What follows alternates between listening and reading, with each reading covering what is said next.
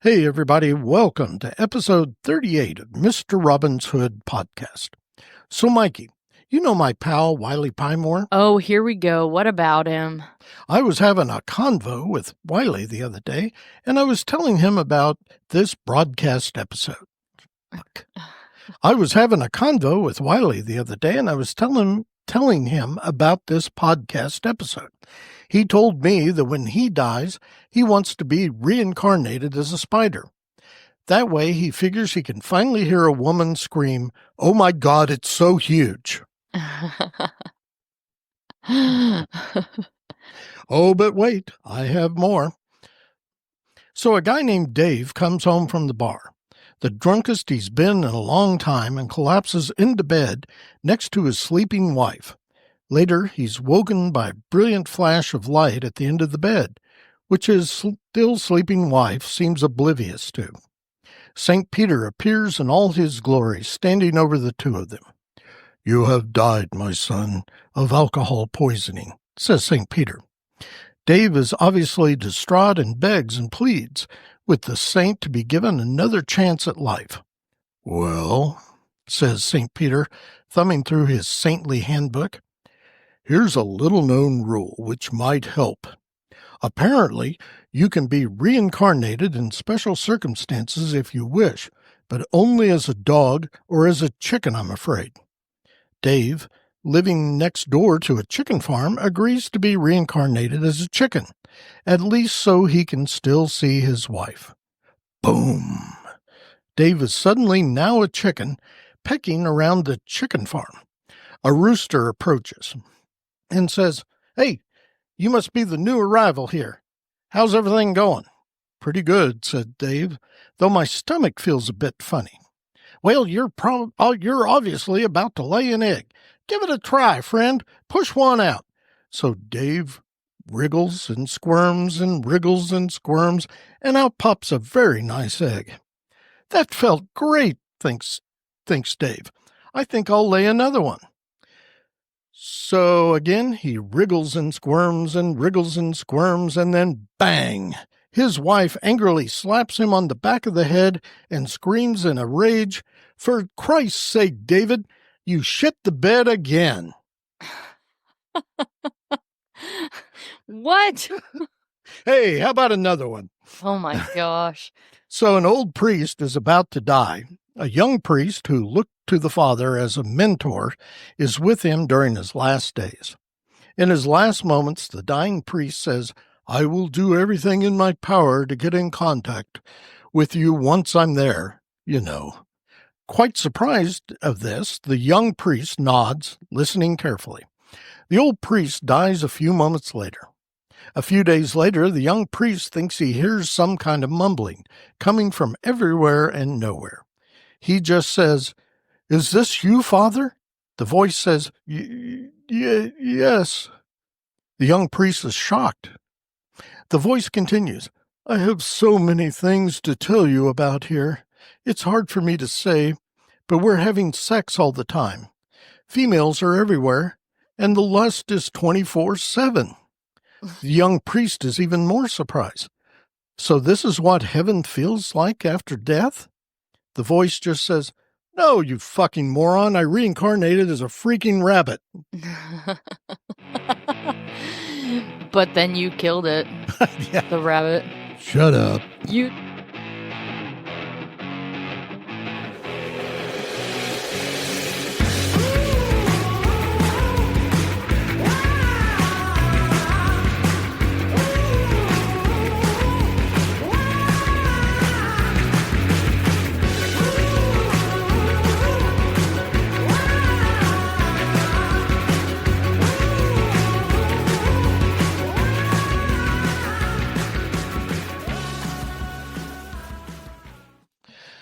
Welcome, everybody, to episode 38 that we're calling Cognitive Theoretic Model of the Universe vis-a-vis Reincarnation.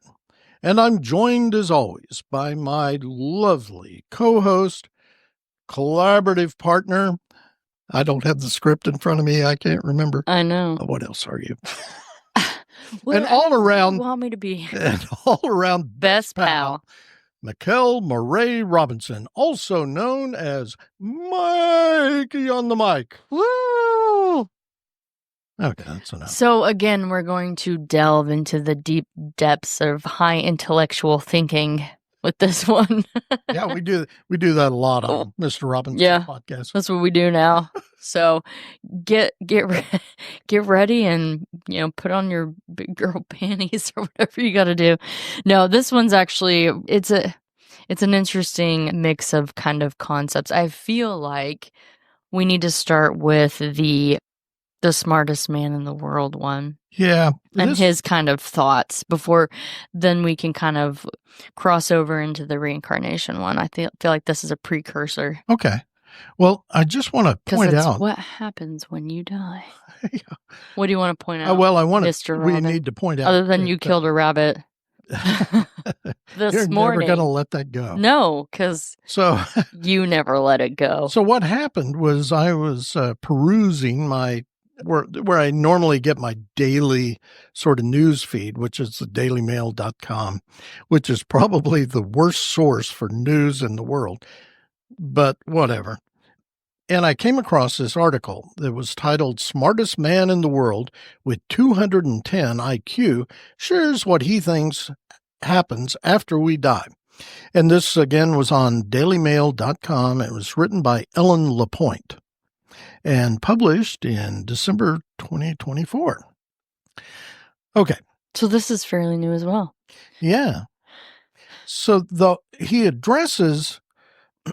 ultimately, he addresses what happens after we die, which is, of course, the most existential question the humans face. But the man with one of the highest IQs in history claims to know the answer. And this guy named Chris Langan, he's 72. He's an American horse rancher who is alleged to have an IQ between 190 and 210. That genius score is 30 to 50 points higher than Albert Einstein's. And Mr. Langan came up with a hypothesis called Cognitive Theoretic Model of the Universe, or CTMU, which he says explains the connection between mind and reality. And this is my favorite part. I want to read this part. Okay, yeah. So this is the part I highlighted because I like his hypothesis or whatever. So he believes that when we die, we transition from one form of being to another within the computational structure of reality, meaning the consciousness or soul moves to another dimension of plane of existence we cannot access while alive.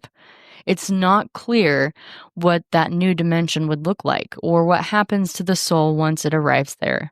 But Langan believes traditional views of heaven and hell are too simplistic, whereas his theory points a transition to an entirely new state of being.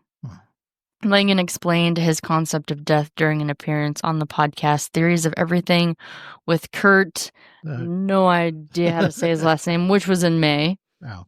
He said, death is the termination of your relationship with your particular physical body that you have at this present time. When you are retracted from this reality, you go back up toward the origin of reality. You can be provided with a substitute body, another kind of terminal body that allows you to keep on existing. Thus, according to Langan, death does not mean that you cease to exist, which is what I've been saying this whole time. Thank you, Mr. Langan, American horse rancher, you genius. Once you transition to this new plane of existence, you might not even remember who you were before, Langan said. You can have these memories can be nothing goes out of existence in the math. And you know what? That's the thing that jumped out at me about the statement you made, where you were talking about, I think it was a computational structure of reality. I can remember some algebra teacher or something I had along the way who was just trying to beat into our heads that everything in the world can be explained with math. It all comes down to an equation somewhere or of some form. And so that really struck me. Right. That he's layering that into his theoretical. Right. And when his statement on how this is real. Your memories can always be pulled back out, but there's no reason to do that usually. Okay. Why cling to memories of a world in which you are no longer that you no longer exist? Mm-hmm. So there are certain automatic psychological things that happen on death, at the moment of death. After you die, you'll be in a state of meditation or something that looks similar. He added, now you're basically meditating, seeing everything change however you exist that way right now. Arguably, all of your lifetimes, if you were to be reincarnated again and again and again, all of those reincarnations are simultaneous. Why am I saying that? We've been hitting the beer for a while. You know. Meta simultaneous. There's a sense in which they all occur at once in the non-terminal domain. But this state of being is not the afterlife. It's more like existing inside a supercomputer where everything is around you but nothing is occurring at the same time. Wild, right? Yeah.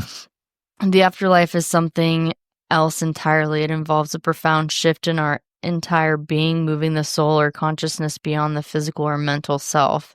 He calls CTMU a true theory of everything. It is based on the three main assumptions. The first being that reality is made of information in the form of language. This is one take on the self-simulation hypothesis, which suggests everything is information that humans define as thought. The second assumption is that reality is transtemporal, meaning that things from one timeline can influence things in other timelines. See, this is some serious shit right here. And the third is that our self-simulated reality contains a substrate of this information, a pan-consciousness that emerges from within the creator of simulator itself. And then it ends. Yep. So then we moved in when I pulled that article. up. When I pulled that one up and I sent it to Mikey, I said, you got to read this. It had kind of hinted at reincarnation. It didn't come right out. Right, and say it. But there was a link on that same article that sent you to another article also in thedailymail.com. This one was written by Matthew Phelan, who is the senior science reporter. And not like Mary Fallon. Yeah. I bet they know. Mary of the Fallons or whatever. So this article was entitled Secret Pentagon Study Hints at Reincarnation Being Real After Finding Consciousness Never Dies. And let me just throw this out. We're going to be down the road. We've got a couple of other things we're going to do on consciousness that's kind of interesting. And some of it comes from this same secret Pentagon study. And this thing... You worked at the Pentagon. I did, but I didn't get to do anything this cool. You didn't get to do anything with the secret Pentagon studies and stuff?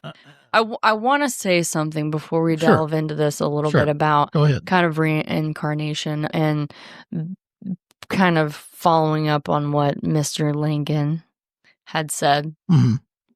That the soul is really the consciousness that they're speaking of, and that we're just leaving our physical body, but our soul is somewhat infinite in the realm of things.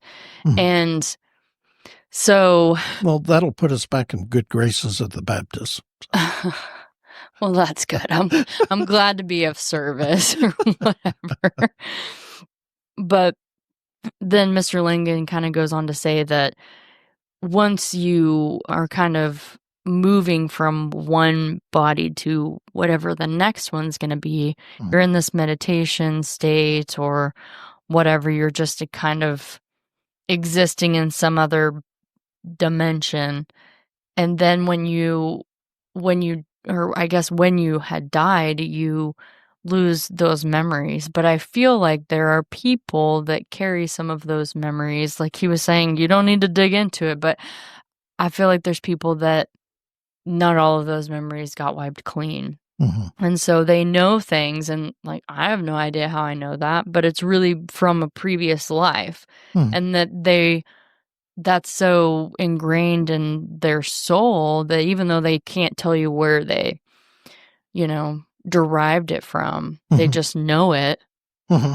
You know what I mean? Yeah. It's interesting. And this kind of goes back to what we were talking about before, where there's like this parallel, I hate using this term, parallel universe that operates on physics that we can't even understand or access. And it goes back to what I have always said, that there's a lot of stuff in the world that just can't be explained with what we know. And so I always keep an open mind, except when we talk about Bigfoot and CIA agents. But anyway, so this secret Pentagon study was actually published in 1983 and was declassified by the CIA in 2003. Why it took them till December of 2024 to report all this is just beyond me, but there you go. They're shorthanded down there at the CIA since you left. I was never there. I know. I was a contractor. I was not on the site. You're not pinning this on me. Oh, we have a visitor. Oh, okay. We need to pause. Pause right now. Remember what we were saying? Yep. Here, I'll make sure I get the recording back, which I did. Because I can't see it now, so I can't help you.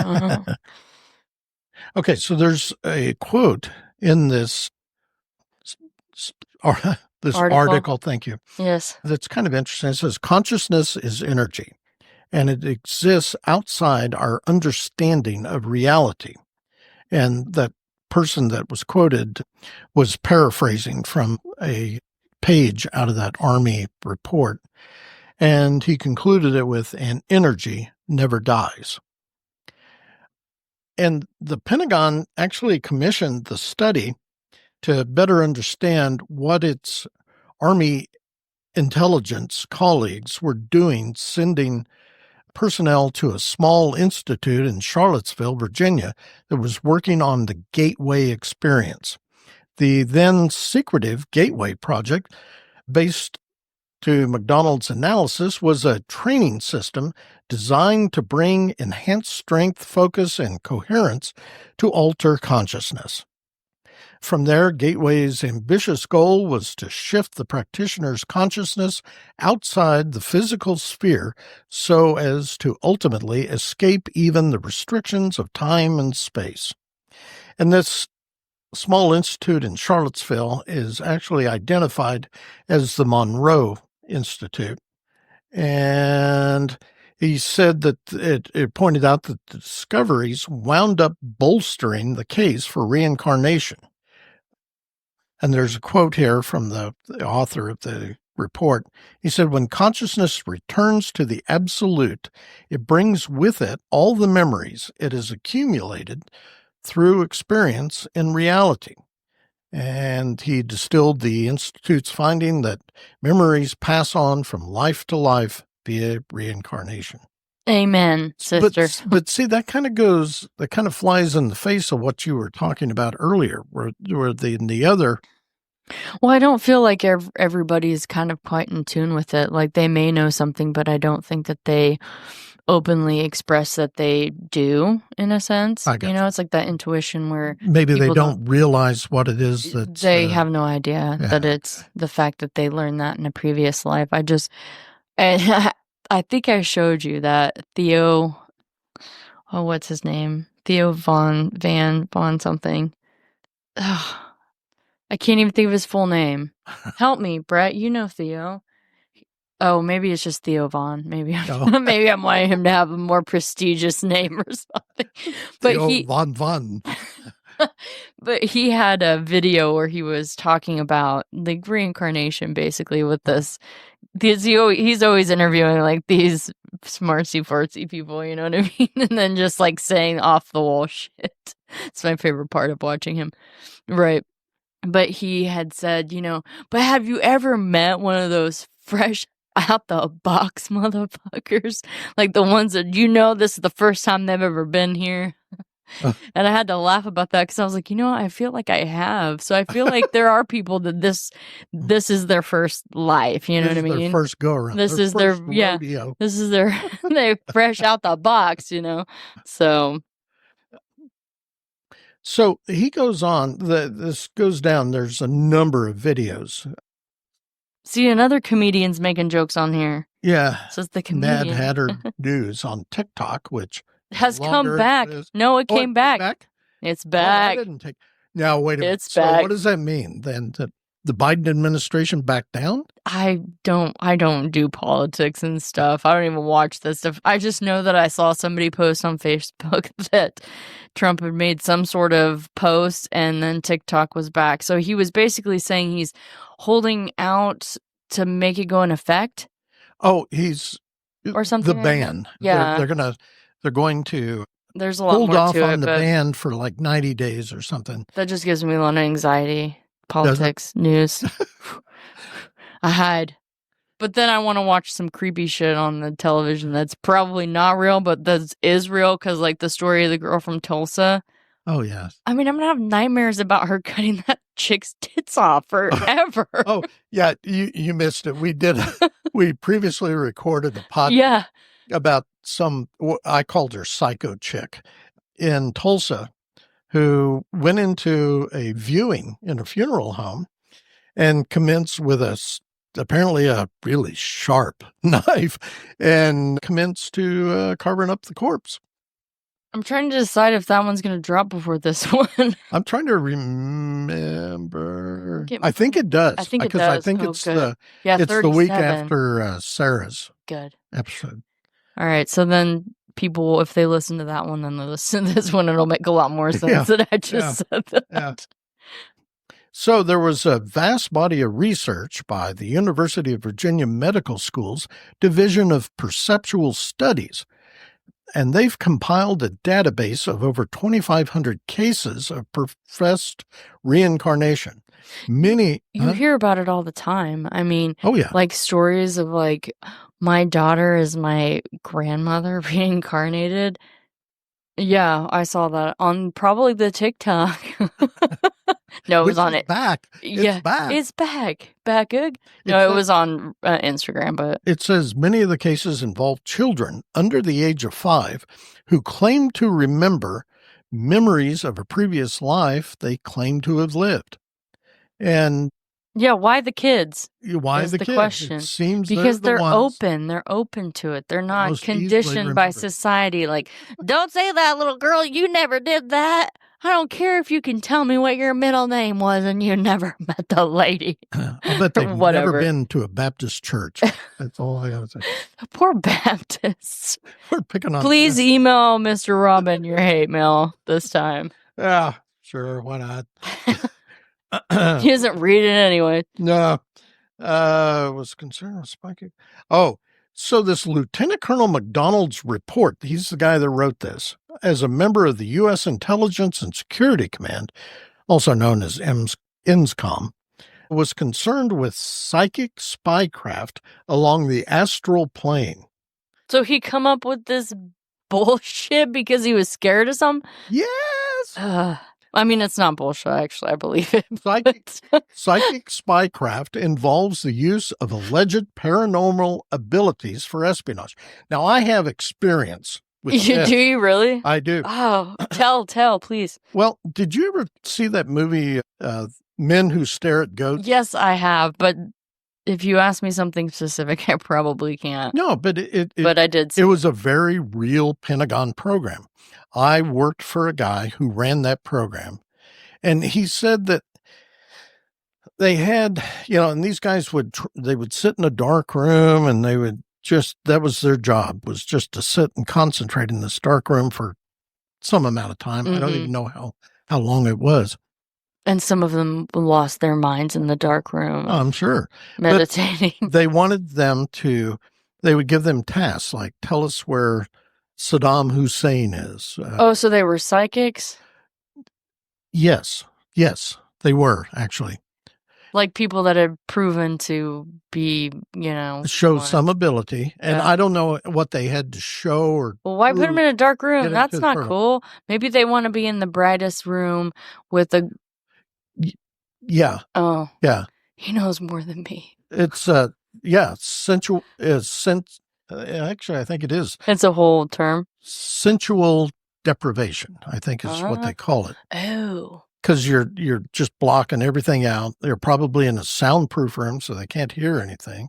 Yeah. And all their job is to stare at whatever's in the black. The men that stare at goats. And then yes, and I don't remember what the goats had to do with it. That was kind of a joke with this fellow I worked for, but and he said they actually had some success. These guys would, draw stuff on paper or write stuff, and they would take that and kind of go off and do analysis on it. And it actually, sometimes it worked. It wasn't 100% by any stretch. I doubt it was even 20%, but it did work. So anyway. That's very interesting. So he spent, here we go. He spent more than 20 years as a so-called remote viewer, working at Fort Meade in Maryland, which is also home to the National Security Agency. Fort Meade, I got to tell you. Does this just say my success rate was around 28%? Oh, it does. Oh, that's not very good.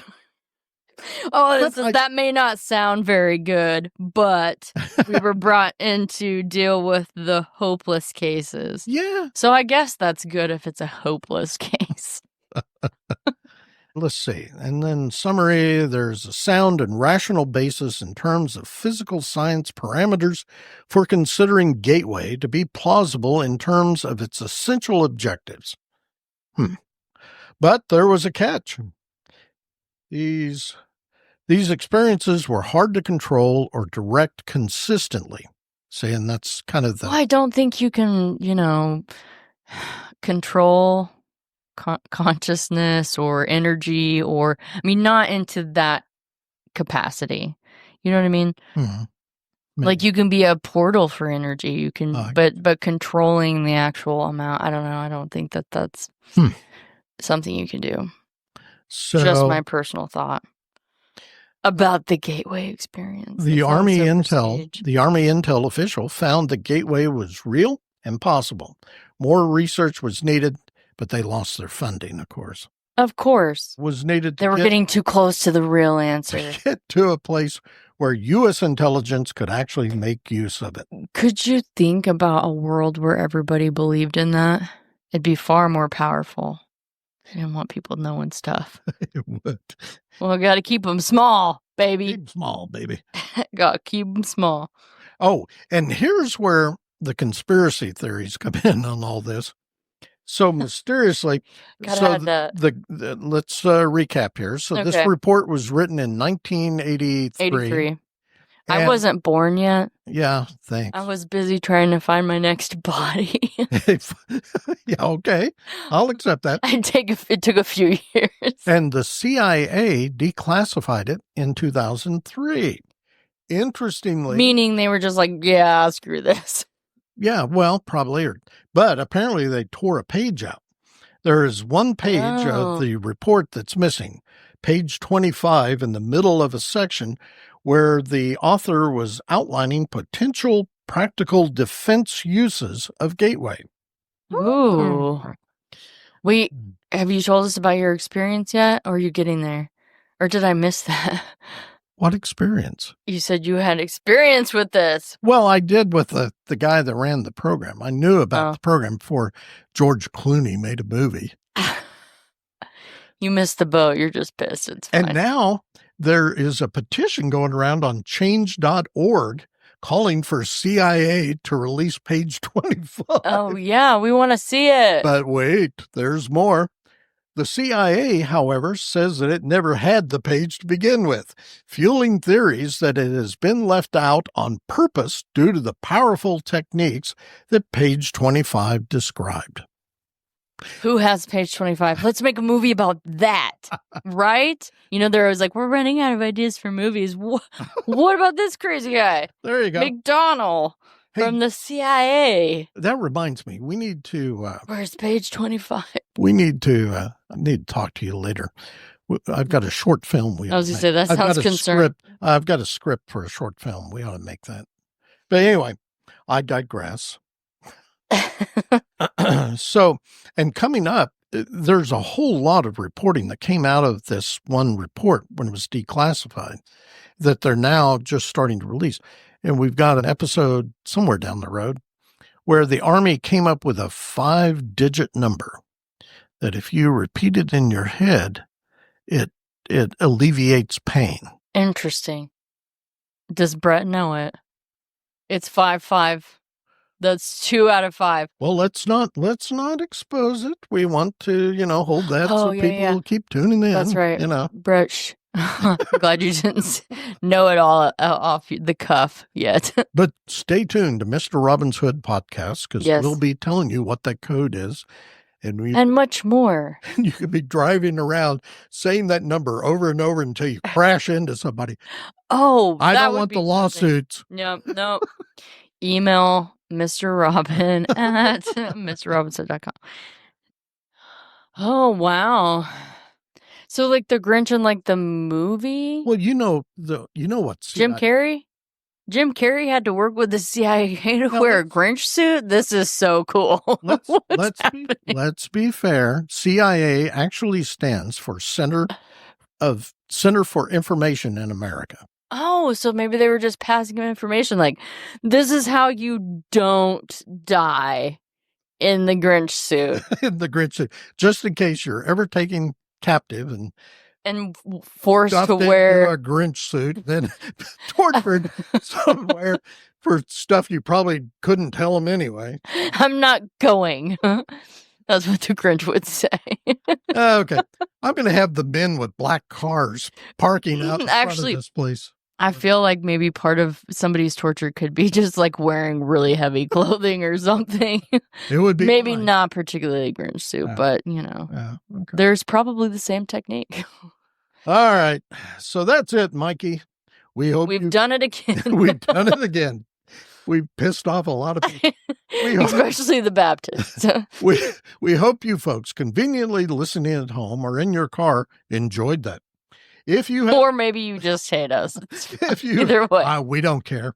If you have any questions for either Mikey or myself about today's episode or any other damn thing you can think of, email us at mr.robin@mrrobinshood.com or mikey@mrrobinshood.com. Also, you can find us on Facebook at Mr. Robin's Hood Podcast. As always, you can also reach out to Mikey or me via Podophone at 580-827-0472. Maybe you just want to get something off your chest or you're feeling some butt pain because of something we said during a podcast. Give us a call, unless, of course, you're an actual professional lucha libre wrestler, in which case you'll definitely want to contact Mikey. Yes, I'm the contact for that. You can leave her a voicemail. Text us. Yeah, and I'll get back to you because I'm busy wrestling. Text us if you have a question. But not pudding this time. Sure. Yeah. No more pudding wrestling. I'm done with that life. Complaint, compliment, suggestion, whatever. Just don't be a dick about it. And while we're at it, one of the things we're hoping to do this year is offer a podcast internship. If you'd like to work with a couple of seasoned podcasting pros, is that us? Oh, yeah, that's Marianne laughs. Observers are laughing. We're getting laughed at. We need help with that too. Give us a call or email us. I think we're probably looking for someone pursuing a mass communications major or broadcast journalism major. We won't be paying a salary, but we'll offer a $50 a month stipend. We'll also pay your mileage to and from the compound. There are free drinks and food at least once a month when we record. Free entertainment. Oh, yeah, no doubt. We need help with maintaining the podcast schedule, booking podcast guests, and possibly down the road editing the recorded episodes and even running the board. No, he won't allow it. Shut up. He won't let you. Shut up. I'll beg him to. Shut I'll up. get on my knees. Shut up. So please give us a call or drop us an email if you're interested. In the meantime, tell all your friends to listen to this podcast as though their lives depend upon it. As always, you can stream or download episodes of Mr. Robin's Hood podcast wherever you usually find that sort of nonsense. We're on Spotify, iHeartRadio, Amazon Music, the Podbean app, Apple Podcasts, Player FM, Listen Notes, and Podchaser. You can also stream them directly from our Podbean website at mrrobinshoodpodcast.podbean.com for free. It's all free. So we'll close now by reminding everyone, as we always do, to stay hungry, stay foolish, and most importantly, stay weird. Bye. Later.